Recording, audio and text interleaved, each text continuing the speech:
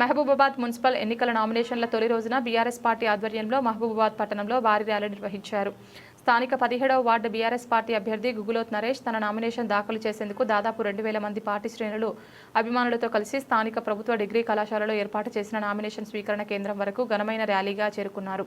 ఈ నామినేషన్ కార్యక్రమంలో గుగులోత్ నరేష్ కు 17వ వార్డు మాజీ వార్డు కౌన్సిలర్ యాల పుష్పలతా రెడ్డి ప్రతిపాదకురాలుగా వ్యవహరించారు.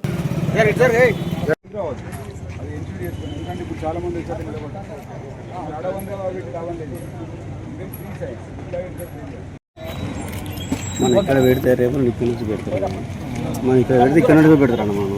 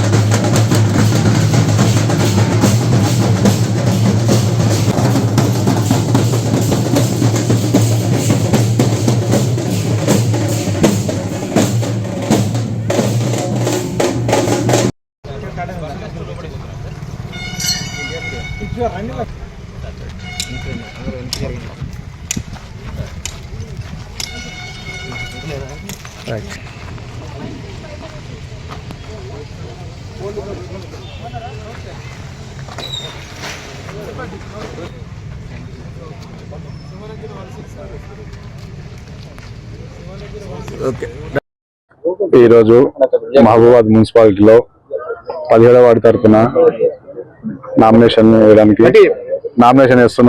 వేశాను.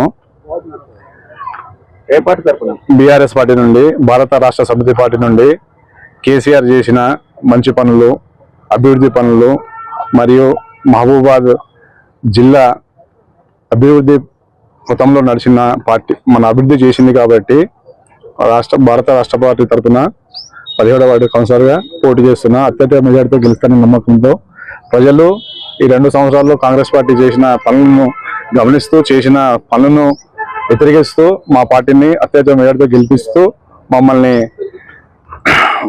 ఆశీర్వదిస్తారని కోరుకుంటూ సెలవు తీసుకుంటాం. జై హింద్. మహబూబాబాద్ పార్లమెంటు సభ్యురాలు మాజీ మన ఎంపీ గారు కవితమ్మ మరియు సత్యవతి గారు మరియు శంకర్ నాయక్ గారు,